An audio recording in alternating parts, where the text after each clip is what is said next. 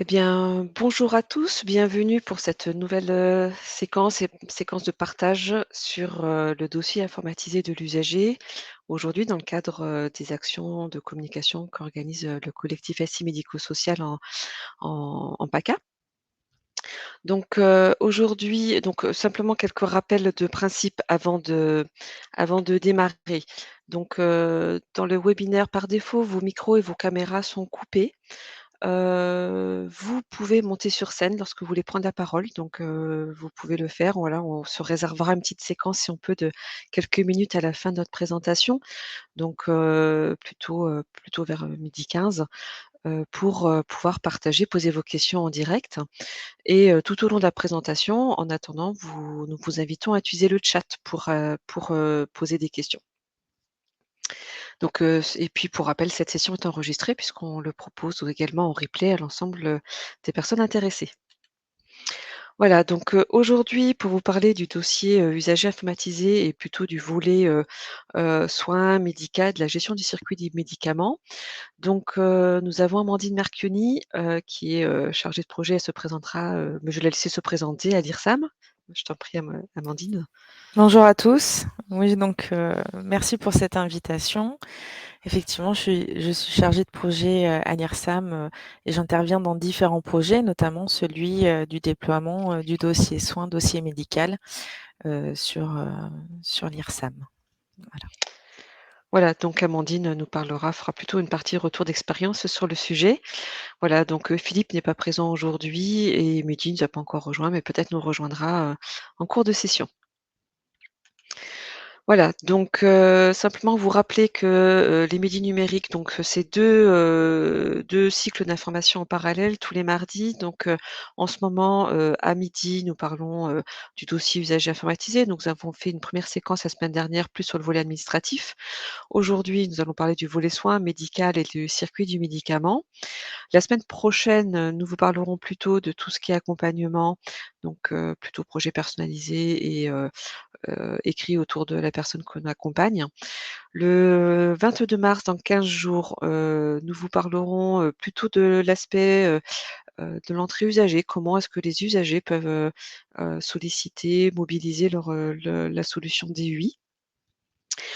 À la fin du mois, nous vous proposerons un tour d'horizon des éditeurs de DUI et puis, début avril, un retour d'expérience un peu plus complet sur le déploiement d'un DUI. Voilà, simplement, vous dire également que sur le cycle de 13h30, nous parlons plutôt des services socles et tout à l'heure à 13h30, nous vous parlons du ROR, du répertoire opérationnel des ressources. Donc aujourd'hui, concernant, le volet soins, médical, circuit du médicament, nous allons déjà vous préciser dans un premier temps, de quoi on parle en fait, hein, de qu'est-ce qu'on cible dans les fonctionnalités d'un dossier usager informatisé. Amandine, dans un second temps, vous fera un retour d'expérience, du déploiement qu'elle a pu, conduire, à l'IRSAM et puis nous vous parlerons après des perspectives d'intégration dans le cadre, des services socles, avec, le dossier usager informatisé et puis on essaiera de se garder quelques minutes, pour des échanges, avec vous. Alors, le volet soins médical, circuit du médicament. Donc, vous avez certainement dû déjà vous la présenter plusieurs fois cette cartographie. Cette cartographie est une cartographie que propose l'ANAP et qui permet de, repréciser, quelles sont les fonctionnalités qu'on peut avoir et qui sont quelque part attendues dans une solution, dossier usager informatisé. Du coup, simplement, voilà, on vous a parlé la semaine dernière de la gestion administrative, le volet admission également. Nous allons parler aujourd'hui donc, des 2 pavés, que vous voyez au centre, soins de l'usager et gestion du circuit du médicament. On va les développer un petit peu plus. Voilà et nous vous parlerons la semaine prochaine de l'accompagnement de l'usager. Hem, s Avec mes excuses pour ce retard. Bonjour Mehdi. Merci C'est de nous normal, rejoindre. excusez-moi Non, pour non, mon retard. il y a pas de souci Mehdi. Voilà, donc le soin de l'usager, qu'est-ce qu'on entend par, soin de l'usager? Donc, dans le soin de l'usager, on a plusieurs, fonctionnalités. La gestion du dossier médical, donc le dossier médical, comprend, l'ensemble des éléments heu, les pardon, de diagnostic des personnes, hein, donc de les pathologies, les consultations, les comptes rendus de consultation, tous les éléments, les antécédents, les allergies qui peuvent concerner nos résidents. Donc là, c'est vraiment ce qu'on appelle les éléments qui relèvent du dossier médical. La gestion du dossier soins est plus large, concerne tous les actes de soins qu'on peut, heu proposer et enfin qui sont mis en œuvre auprès des personnes que nous accompagnons. Le dossier paramédical, c'est un dossier qui a pu s'être, consacré, à l'ensemble, des intervenants rééducateurs ou paramédicaux qui interviennent auprès des personnes. Donc là, on va plutôt être, sur de la gestion documentaire avec, des documents, des bilans, des comptes rendus, des éléments d'évaluation également. Et puis la gestion des outils de rééducation et d'aide à l'accompagnement qui vont plus comprendre, des grilles d'évaluation ou des outils spécifiques, pour suivre les prestations de rééducation. Et puis on a un volet qui concerne plus particulièrement la gestion du circuit du médicament avec, tout ce qui est, la gestion des prescriptions, qui concerne, heu, pas seulement d'ailleurs les prescriptions médicamenteuses. On est plus centré ici sur le circuit du médicament et donc on va plutôt parler de celle-ci. Mais, c'est toutes prescriptions doivent être gérées dans un dossier usager informatisé. Et là, quand on est dans la gestion du circuit du médicament, la gestion de la délivrance et la préparation, à médicamenteuse concerne plutôt les pharmaciens, en fait, les fonctions de pharmaciens. Donc quand on a des pharmacies qui sont, plutôt externalisées, quand on n'a pas une pharmacie à usage interne, ces fonctions-là sont rarement mobilisées dans les solutions. Voilà, par contre, tout ce qui est, administration, des médicaments, reste, à suivre dans toute structure, et parfois même des structures qui sont non médicalisées puisque ça reste une obligation de suivre, l'administration, des traitements et des soins qui sont faits, auprès de nos usagers. Voilà, je suis passée un peu rapidement sur ces sujets-là. Sachez simplement que ces éléments sont disponibles, c'est une ressource ANAP en fait et donc c'est l'ensemble de ces documents et le cahier des charges associé et la description plus développée sont disponibles, hem, dans sur le site de l'ANAP. Voilà, je vais laisser maintenant Amandine nous parler un peu plus, du retour d'expérience qu'elle a pu conduire, à l'IRSAM. Merci. Donc oui, en effet, le choix et la motivation, les objectifs, de la mise en place d'un dossier, médical, dossier soins à l'IRSAM, il a été motivé, par plusieurs points. Le premier, c'était de sécuriser et de centraliser les informations autour du médicament, de tracer aussi, hein, l'administration ou la non-administration, des soins. Pour, pour travailler, sur la gestion des risques, pouvoir centraliser et avoir l'information, disponible et à jour aussi, heu, de de l'administration des médicaments. Et puis comme l'a rappelé, Nadège juste au-dessus, c'était aussi, une façon, de répondre aux obligations du secteur, de pouvoir, trouver, toutes ces informations-là disponibles en un seul endroit. Parce que jusqu'à présent, c'était, enfin l'information était, quand même, dispatchée, sur différents supports, je reviens dessus, juste après, mais l'idée aussi, et l'objectif, c'est de pouvoir centraliser toutes les informations à l'intérieur, d'un même endroit. Donc, quand on a commencé à travailler le déploiement, du dossier soins, on a, consulté, bien sûr toutes les parties prenantes et pour, évaluer les besoins des métiers. Donc, on a identifié, pour les soignants, le besoin de programmer, bien sûr programmer les soins. On parle du plan de soins, de pouvoir suivre aussi. et d'être alerté, par exemple, le dossier soins, chez nous est connecté, informatisé et connecté au Vidal et permet, pour notamment les prescriptions, de de pouvoir être alerté en cas d'interaction médicamenteuse, étant donné que toutes les prescriptions se retrouvent dans le plan de soins et à l'intérieur de la prescription dans le dossier soins. Voilà, pour les paramédicaux, par exemple, c'était aussi de pouvoir être informé, et de pouvoir suivre, les informations autour du médicament et notamment, dans, le contexte de prise ou de refus.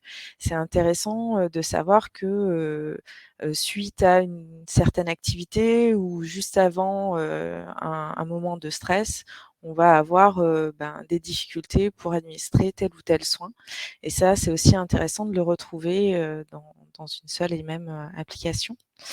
Ça permet aussi, de transmettre les informations. C'est ce qu'on retrouve aussi, ce besoin on l'a aussi retrouvé, pour les éducatifs qui puissent, transmettre, des informations qui peuvent être, ciblées aussi, hein, en lien avec, les métiers et de planifier les activités. C'est vrai que très souvent, on va avoir des soins qui sont planifiés, sur, certains moments de la journée et on en revient aux besoins d'information. Forcément, il y a une certaine cohérence à avoir entre, je planifie une activité, qui va arriver par exemple à heu, un temps, calme qui va arriver après, peut-être une prise, médicamenteuse qui est pas forcément en lien. Donc ça c'est intéressant aussi de l'avoir centralisé et pour les directions aussi bien sûr de pouvoir suivre et mesurer, tout ce qui se passe autour du médicament puisque c'est aussi de leur responsabilité. Voilà. Concernant le déploiement, du dossier soins, donc là, comme je l'exprimais, on a fait d'abord un état des lieux, déjà des besoins, des parties prenantes. Bien sûr, le logiciel que nous déployons, c'est un logiciel existant, donc on utilise aussi, des fonctionnalités qui sont existantes. Donc on a quand même fait un état des lieux de tous les supports existants et coexistants, à l'intérieur des établissements. Ça a forcément eu un impact sur les process puisque, la mise en place d'un nouvel outil qui centralise, l'information, est venue en cohérence avec les process. Ensuite, on a bien sûr renseigné toutes les données administratives et nous avons formé les soignants à utiliser, l'outil et ça a aussi, bien sûr occasionné beaucoup de questions sur les rôles de chacun. On a dû arbitrer parfois, sur, l'utilisation, des métiers, du dossier soins. C'est vrai que la mise en place d'un outil informatisé, permet aussi de faire ressortir, des des rôles ou en tout cas des actions qui étaient pas forcément visibles avant et donc forcément on a dû, revoir un petit peu le rôle de chacun et trancher. Voilà, on a organisé, quelques copiles, hein, pour pouvoir, arbitrer ces rôles, là et vérifier, que ça corresponde bien aussi aux, aux attentes, du secteur. Heu, Nous avons aussi renseigné, toutes les données médicales, hein, qui se trouvent dans les dossiers médicaux et donc c'est un déploiement qui est assez long puisque finalement ça fait plus d'1 an qu'on a commencé donc sur 2 établissements et là nous en sommes à la formation, de toutes les parties prenantes. Donc c'est un déploiement qui se fait, de manière très progressive, en tout cas chez nous qui s'est fait de manière très progressive puisque, nous avons, réglé au fur et à mesure, tout ce qui, gravite autour, du dossier, de soins, dossier, médical. Voilà. Merci Amandine. On vous propose maintenant d'échanger. Alors, on avait quelques questions dans le chat et je vous propose qu'on va rapidement vous présenter l'articulation avec les services socles et prendre quelques minutes pour parler voilà, de de l'enregistrement, la validation des prescriptions et des fonctions associées en ESMS. Sur les services socles, simplement vous rappeler que vous pouvez être accompagné dans le cadre du plan SMS numérique ou du programme SUNS qu'on vous a présenté une quinzaine de jours pour déployer notamment les solutions DIUI et que l'une des exigences reste comme l'intégration des services socles. Donc, en termes de les services socles, on parle de messagerie sécurisée de santé, dossier médical partagé, e-prescription et solution e-parcours, donc Azure Réseau en région. Voilà, donc il nous semblait important de faire un petit focus par rapport au volet médical qui a forcément de l'intégration beaucoup plus rapidement plus évidente et plus facilement identifiable sur ces services socles. Donc Amandine voulait partager un petit retour sur la messagerie Ouais, sécurisée de santé. oui. C'est vrai que lorsqu'on a mis en place le dossier soins, dossier médical, on a profité de la refonte des process, j'en parlais, pour réétudier les échanges d'ordonnances notamment entre les ordonnances externes qui arrivent dans nos établissements. Déjà, comment est-ce qu'on les intègre à l'intérieur du dossier soins et le transfert aussi vers la pharmacie. Et là, en l'occurrence, on a travaillé avec nos pharmacies sur l'envoi de documents qui, jusqu'à présent, se faisait soit par fax, soit même par mail simple.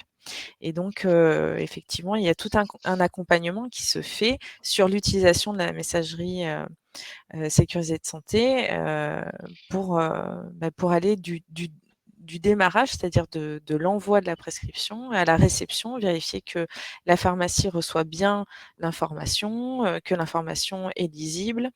Et c'est un accompagnement terrain, hein, à la fois pour faire partir le mail, vérifier qu'il parte sur la bonne adresse en réception aussi. Et c'est très intéressant, mais ça demande effectivement un gros accompagnement terrain pour pouvoir vérifier la bonne utilisation de la MSS. Merci Amandine. Voilà, donc les autres articulations, voilà, je ne vais pas le développer parce qu'il nous reste peu de temps, puis j'aimerais qu'on prenne quelques minutes pour échanger, mais effectivement, depuis le dossier soins, dossier médical, dans le cadre de la vague 1 de certification, pour être éligible notamment au programme SONS, certains documents sont attendus en termes de transmission vers le DMP. Donc ça semble, voilà, vous les avez ici, on ne va pas les développer, mais vous pourrez vous y référer, on vous diffusera le support. Et puis, il y avait une question et je pense qu'un des services socles qui nous, dans notre secteur me semble assez intéressant en termes de cas d'usage, c'est effectivement la e-prescription puisqu'on a communiqué, on a échangé dans le chat et j'inviterai éventuellement, Xavier ou François qui avaient des questions sur ces sujets-là à monter sur scène ou à ouvrir leur micro. Mais effectivement, quand on a des prescriptions externes, et qu'on n'a pas de pharmacie usage interne notamment, les seules personnes qui sont normalement habilitées à valider une prescription restent les médecins. Donc, ce qui en termes d'organisation est une vraie, parfois problématique quand on n'a pas des médecins à temps plein, en termes d'organisation et donc effectivement, ça reste des éléments organisationnels qui sont très, structurants pour, ensuite pouvoir, déployer, le circuit du médicament. Hem et voilà, donc simplement, préciser que la e-prescription pourrait aider dans ce schéma-là, puisque, on pourrait via les mécanismes de e-prescription, ne pas retranscrire une prescription et ça pourrait, aider, nous enlever une belle épine du pied. Voilà, je ne sais pas si vous vouliez, Xavier, ou François intervenir ou compléter dans le chat vos questions. En tout cas, vous pouvez activer votre micro et nous serons ravis de vous entendre. Peut-être faut-il que vous montiez sur scène, mais n'hésitez pas si vous le souhaitez à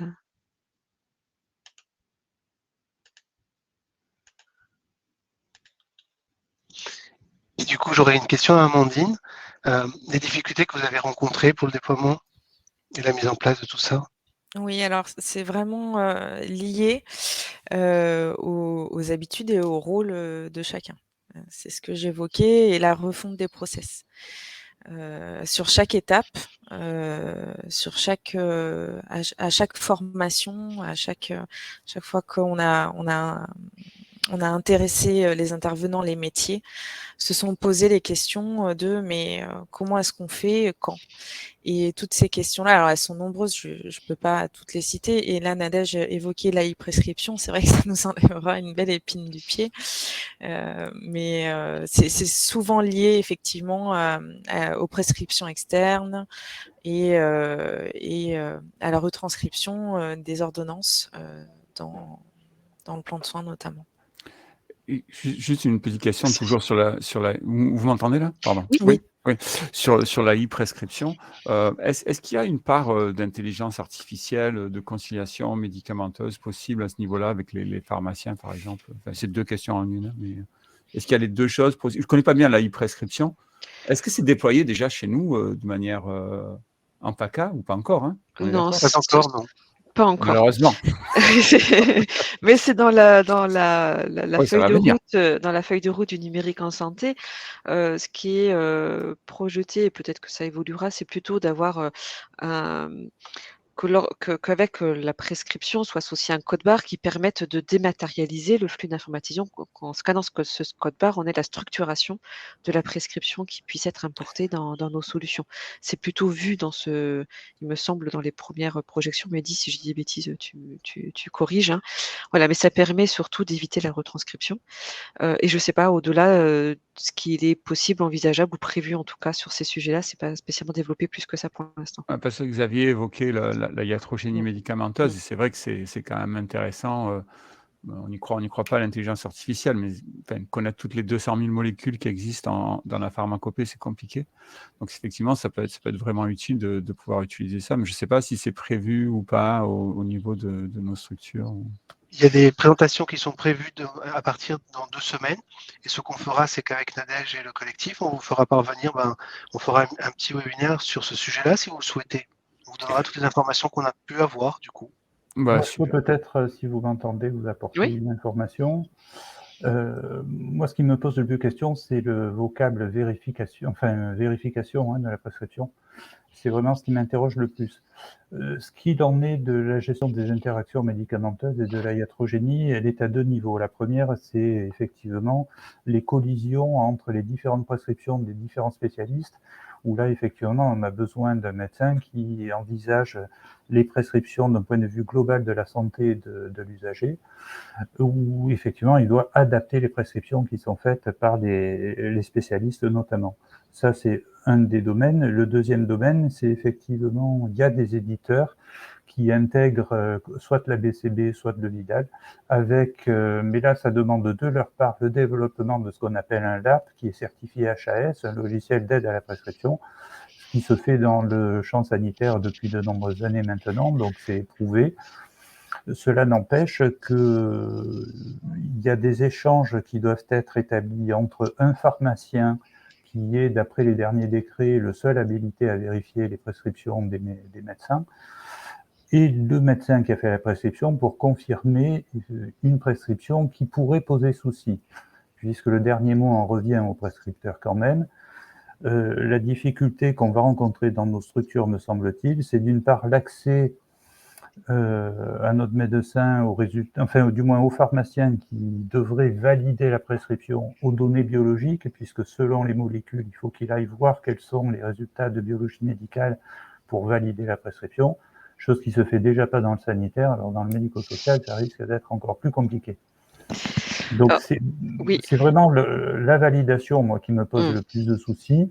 Qui plus est, l'administration du médicament qui est effectuée par le professionnel de santé, ça c'est mon deuxième souci, où il y a des tolérances dans les établissements médico-sociaux qui sont un peu gênantes, parce que dans les décrets de compétences des infirmiers, certes on tolère que des aides-soignants sous contrôle de l'infirmier puissent administrer des médicaments, mais il y a des cas de figure, notamment sur des prescriptions complexes avec des perfusions ou autres, c'est quand même beaucoup plus compliqué à gérer sur le terrain. Donc je ne sais pas si à l'IRSAM, vous avez déjà débattu sur ces sujets-là, Alors et si vous simplement, avez fait oui. des arbitrages. Alors simplement dire plusieurs choses, c'est que la plupart des solutions sont quand même, des solutions qui sont, certifiées LAP. Donc aujourd'hui, par exemple et le cas à l'IRSAM, par exemple, c'est bien qu'on a bien une base, Vidal qui est accessible, consultable et quand on enregistre les prescriptions, il y a un contrôle, d'interaction médicamenteuse qui est fait en fait, qui est signalé. Après tout le traitement, ça sera jamais l'outil qui va faire le traitement et les corrections, ça on est bien d'accord. Et cela relève de l'organisation et des fonctions chez nous médicales, forcément, puisqu'on n'a pas de pharmacien et de toute façon, ça reste les fonctions médicales qui doivent assurer ces éléments-là. Et j'ai envie de dire entre une succession d'ordonnances, parce qu'on a beaucoup d'ordonnances externes papier, et le fait qu'on a un outil qui nous alerte, déjà, on améliore quelque part, il me semble, en tout cas, où on réduit les risques. Après, pour la question de l'administration, c'est un sujet qui aujourd'hui, en fait, on est amené et c'est pas seulement les infirmiers sur certains actes, alors c'est plutôt de l'aide à la prise aux médicaments. Les actes, qui relèvent de fonctions infirmières sont forcément faits par des infirmiers, même si c'est des infirmiers libéraux qui interviennent chez nous. C'est pas d'un aide-soignant qui va faire un acte vraiment infirmier. Enfin ça, Amandine, si je dis des bêtises, n'hésite pas, à le compléter. Après, les éducateurs, les aides-soignants sont habilités dans le cadre de l'accompagnement aux actes essentiels à, en tout cas, accompagner la prise, des médicaments. C'est le résident qui le prend, mais c'est vrai que, voilà, comme on pourrait l'être dans un foyer d'hébergement, dans des structures qui sont non médicalisées et que le résident doit prendre son traitement. On n'a pas spécialement un infirmier qui vient systématiquement à chaque prise. Donc je sais pas si je réponds tout à fait, à votre question par rapport à notre expérience et si Amandine, tu veux Oui, compléter, effectivement, il y a d'expérience, il y a des prescriptions, qui sont, administrées que par, les infirmiers, Oui. par les IDE et il faut bien, aussi, en accord avec le terrain. Forcément, on a des médicaments qui doivent être pris et c'est, la loi, enfin la vérité du terrain, c'est aussi ça, c'est qu'un infirmier pourra pas, distribuer, les distribuer, les préparer, oui, bien sûr, mais il pourra superviser la prise, de médicaments, mais il pourra pas forcément, aller, là où vont, par exemple, les personnes qui vont aider à la prise. Sur des prescriptions simples, je parle. Donc il y a bien ça, il y a la réalité du terrain aussi, qui est importante. Si vous permettez, si vous m'entendez. Marc, pas très fort, faut que tu parles plus fort, Marc.